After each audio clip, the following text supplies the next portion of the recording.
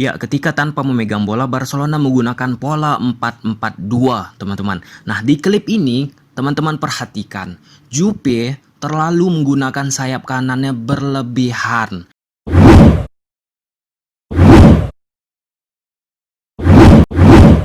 Keingat ulang coba-coba, setelah Bartomeu mundur dari presiden Barca, Barcelona tampil mempesona. Tidak ada yang membuli, tidak ada yang menghujat, tidak ada suara-suara yang gak enak kita dengar seusai pertandingan Barcelona menghadapi Juventus. Pada pertandingan tersebut, Barcelona menang dengan skor 2-0, Dembele mencetak gol, dan Messi kembali mencetak gol dari titik putih. Pasti kalian penasaran apa yang dilakukan Koeman sehingga Barcelona menang dengan skor 2-0. Tanpa berlama-lama lagi, kita langsung menuju ke grafis yang telah aku sediakan.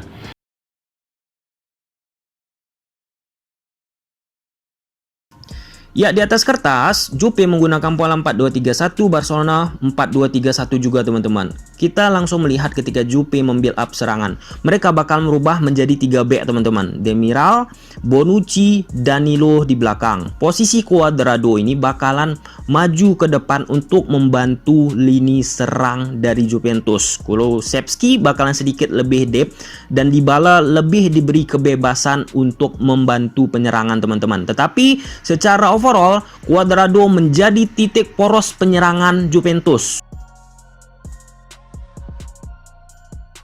Ya, ketika tanpa memegang bola, Barcelona menggunakan pola 4-4-2, teman-teman. Nah, di klip ini, teman-teman perhatikan, Jupe terlalu menggunakan sayap kanannya berlebihan. Nah, di sini Koeman membaca sangat baik dengan meletakkan Pedri, dan Pedri juga bermain agak sedikit lebih ke dalam untuk menjaga pergerakan Cuadrado, teman-teman. Dan inilah pentingnya dimainkan Pedri di El Clasico ataupun di pertandingan kali ini daripada Trincao, teman-teman. Nanti ada statistik yang membandingkan Pedri dengan Trincao, karena Pedri secara defense dan attack, teman-teman, lebih unggul daripada Trincao.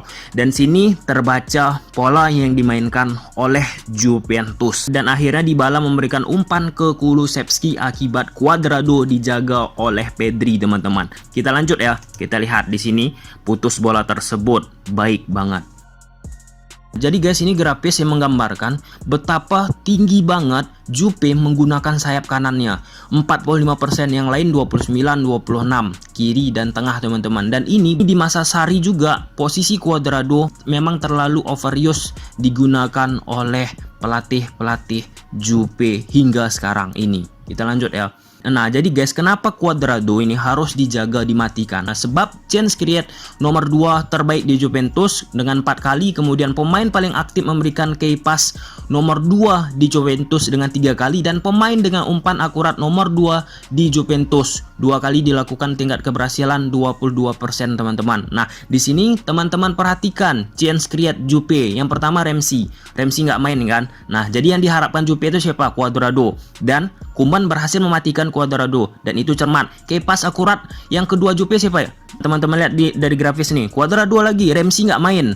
Nah, Cuadrado yang diharapkan. Dan yang terakhir, teman-teman, umpan akurat Danilo terkunci, teman-teman, akibat dia fokus menjaga pergerakan Dembele, teman-teman. Nah, oleh sebab itu yang diharapkan lagi siapa? Cuadrado. Dan Cuadrado pemain penting yang berhasil dibaca dan dimatikan oleh Ronald Koeman ya, walaupun ada beberapa kok tetap Cuadrado beri kontribusinya ke Jupe. Kita lanjut ya. Nah, jadi guys, kenapa terus Pedri dimainkan daripada Trincao di sayap? Jawabannya ini, statistik parameter defense Pedri dan Trincao. Interception Pedri lebih unggul daripada Trincao. Ball recovery lebih unggul tipis sih, 0,4 Pedri, 0,3 Trincao. Tackling 1,1, Trincao 0,8. Defense challenge defense lebih unggul Pedri daripada Trincao. Secara defense Pedri lebih unggul guys ya, walaupun sedikit beda beda tipis. Kemudian statistik parameter attack, chance create, Betty juga beda tipis. 0,5, 0,4. Successful action, kontribusi untuk permainan guys ya.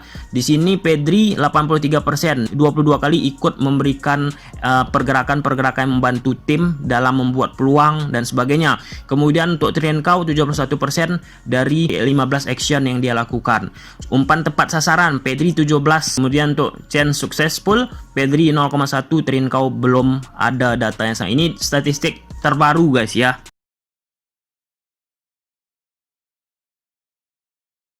Kemudian ketika Barcelona membuild up serangan dari bawah guys ya, Juventus bakalan merubah pola formasi mereka menjadi 4-4-2. Chiesa, Rabiot, Bentancur, Kulusevski menjadi 4 gelandang, kemudian di depan ada Dybala sama Morata. Nah, mereka ini bakalan terus menekan Barcelona. Pjanic turun ke bawah, De Jong turun ke bawah dengan maksud ingin membuild up serangan, mengambil bola. Bentancur juga menekan De Jong, Rabiot menekan Pjanic, teman-teman. Nah, di sini timbul masalah teman-teman. Transisi mereka Juventus guys ya, dari menyerang bertahan menyerang. Ya, di sini guys, jarak antar lini depan, lini tengah dengan lini belakang Juventus guys lebar banget.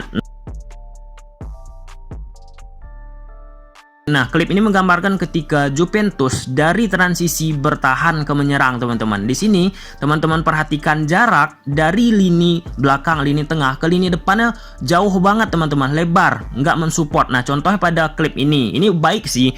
Counter attack yang dilakukan oleh Jupe. Kulusevski memberikan umpan ke Morata, tetapi secara speed nggak ada ya Morata ataupun Dybala untuk diadu sprint, dan di sini gagal. Tetapi teman-teman perhatikan guys, transisi mereka Juventus dari bertahan ke menyerang, menyerang ke bertahan. Kita lanjut nih ya.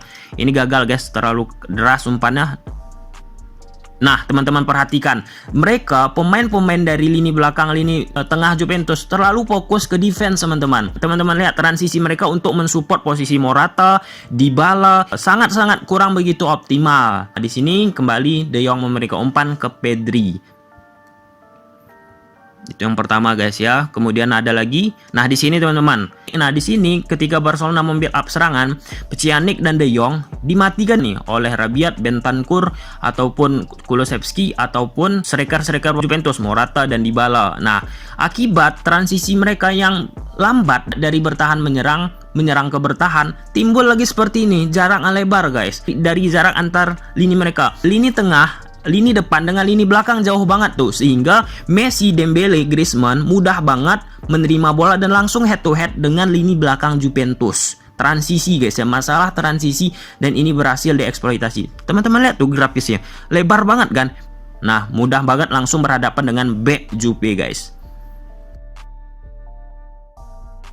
Nah, di sini guys, dari transisi gol pertama Barcelona juga. Nah, teman-teman perhatikan, Juve ketika tanpa memegang bola menggunakan pola 4-4-2, teman-teman ya. Teman-teman perhatikan tuh, lini tengah, lini belakangnya. Nah, Chiesa teman-teman, ketika bola tersebut ternyata akurat, umpan dari Messi ke Dembele, secara spontan langsung lari untuk menutup jaraknya lebar tersebut, teman-teman. Tetapi karena jaraknya begitu jauh, perlu waktu Chiesa untuk menutup tersebut. Nah, oleh sebab itu Dembele dengan mudah tanpa ada jagaan ataupun pressure yang begitu berarti untuk melakukan tendangan. Dan ini guys, tendangannya berbentur dengan posisi pemain Juve yang sayap kiri nih, Chiesa teman-teman.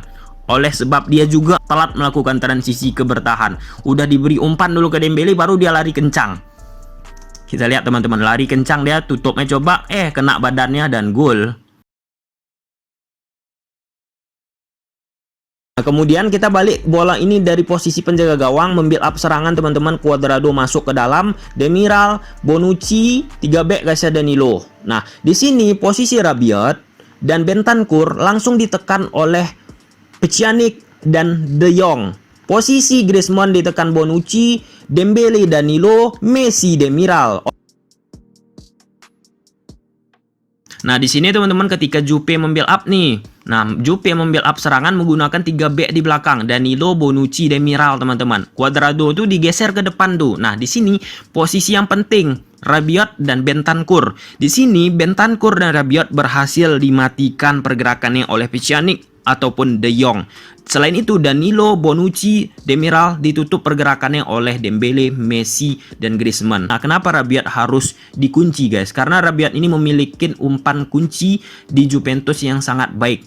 Nah, kembali ya, di sini pembacaan strategi taktikal yang baik oleh Koeman, teman-teman. Kita lihat di sini mau nggak mau langsung di direct ball ke depan dan hilang bola lagi. Rabiot ini menjadi perhatian sebab menjadi salah satu pemain Jupe yang sering memberikan key pass akurat. Tetap yang pertama Ramsey, yang kedua Cuadrado, yang ketiga Rabiot dengan 2 kali key pass, teman-teman. Sampai situ jelas banget ya apa penyebab Barcelona menang.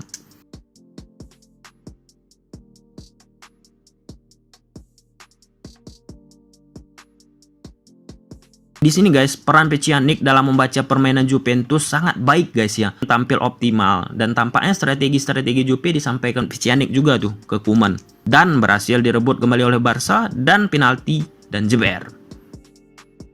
Nah, jadi pemain Juventus pada pertandingan kali ini diakuin Bonucci sering membuat kesalahan-kesalahan yang tidak penting yang membuat timnya keteteran. Juventus 19 kali kesalahan, Barcelona 16.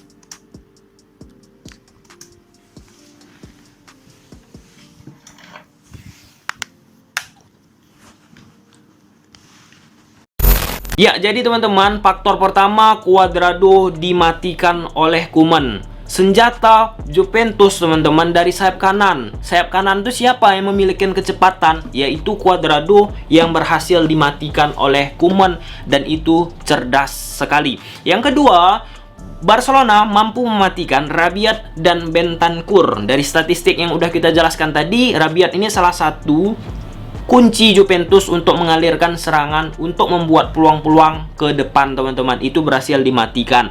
Yang ketiga, Juventus sedikit bermasalah teman-teman. Ini masalah teknis yang disinggung Bonucci seusai pertandingan juga. Apa teknisnya?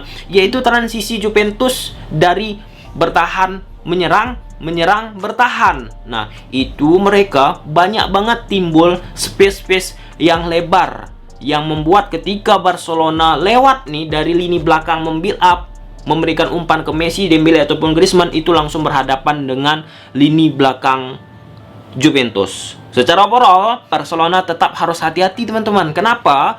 Barcelona memiliki banyak banget peluang di pertandingan Juventus, tetapi penyelesaian akhir sangat-sangat tidak mengenakkan. Dan Koeman menjelaskan juga selesai pertandingan, menyatakan sebenarnya Barcelona bisa menyelesaikan pertandingan lebih cepat ya, tetapi karena tidak dioptimalkan begitu baik, ya harus menunggu sampai 90 menit mengunci, apalagi sejak kartu merah tersebut pemain Juventus. Nah, tetapi masih menjadi PR Barcelona itu di bawah Koeman ketika menghadapin tim-tim yang melakukan duel-duel kecepatan teman-teman. Untungnya di Liga Italia kan agak lambat permainan, agak nggak begitu cepat teman-teman, dan ini menguntungkan untuk Koeman dan Barcelona. Oke, sampai sini aja videonya. Kalau suka akan video ini, udah tahu apa harus kalian lakukan. See you the next video. Bye.